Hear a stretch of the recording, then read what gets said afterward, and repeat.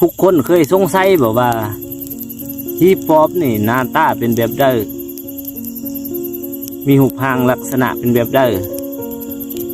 ผู้เฒ่าผู้แก่เห็นว่าฮีปอปก็คือคนก็คือฮีปอปก็เป็นที่เป็นวิญญาณที่สิ่งอยู่ตามห่างกายของผู้เป็นปอบเนาะซึ่งคลิปนี่ก็เป็นคลิป EP พิเศษอยู่บนว่าเป็นเรื่องที่เกิดขึ้นว่างล่าสุดนี้เลยว่างฮิตแล้วฮิตก่อนนี่พอดีไอ้ไล่ได้ไปตลาดเราได้ยินแม่ค้าเขาเจ้าโซกันอย่างนี้แหละอย่างฮิปฮอปนี่แหละ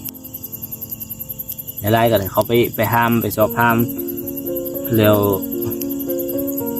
ก็หูเนาะวิบอกฟังว่ามีหัวตู้อันหนึ่งอยู่ไล่ข้อสั่งเป็นซื้อนามสมมติแล้วกันเนาะซื้อหัวตู้จันชื่อไว้หัวตู้จันไล่ไปบข้อออกซื้อบาทเนาะยันญาติพี่น้องเขามาได้ยินเราเขาจะกำลังโศกเศร้าเสียใจกับการสูญเสียอยู่เนี่ยเขาจะตำหนิตีส้มเอาวิเดี๋ยวเราฟังว่าประตูจันนี่มิตรก็เป็นปกติคือเฮาทางกายแข็งแห้งปกติคือเฮานี่แหละแต่มีมือหนึ่งเราได้หลุมปล่อยลงอย่างกระหันหันหลุมปล่อยลงโดยบุหูสาเหตุบุหูว่าเป็นยังเลยอยู่ดีๆเราเสียยาอยู่หน้าบ้านอยู่บ้านเรากระหล่มพับลงหลุมพับลงหลุมนาฟุบลงดินญาติพี่น้องลูกเราก็เอาส้มเราขึ้นมาแล้วก็เอาไปนอนแล้วก็เขาจะว่าห้ามสอบห้ามมาเป็นแนวได้นะอาการเราก็ว่าเป็นวัดแล้วก็เจ็บหัวเป็นเมื่อยเขาก็เลยเอาหม้อเอาเนี่ยนะมาปวดมาเบิ่งนะวินี่ก็ยังได้ไปห้ามมาเป็นแนวได้ก็เขาได้ห้ามเราก็นั่งดินนั่งลมเฮิงเติบก็เรากันอีกลับขึ้นมาหานเรามาย่างมาบ้านหอดหานสัมได้ยินเสียงคนให้ขึ้นลูกหลานเราให้ห้องขึ้นนะ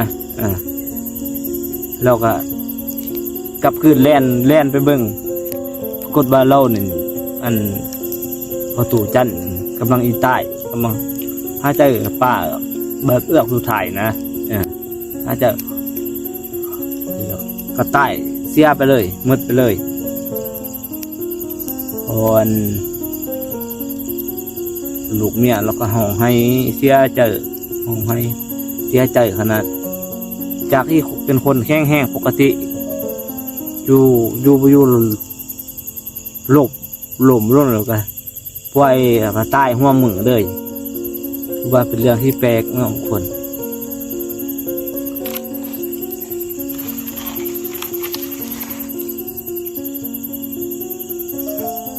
เป็นเรื่องที่แปลก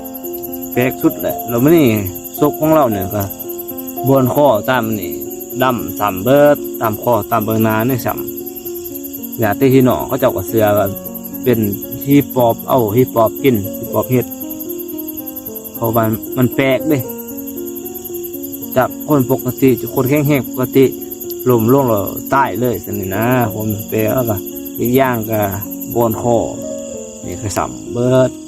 งานนี่ก็ดำเบิดเรื่องราวของเมิร์ดที่ไล่เดินนำมาเราในมือนี้เนาะถ้าคนคิดเห็นเราได้ก็ตำหนิติส้มก็ได้เด้อพบกันในคลิปต่อไปบ๊ายบาย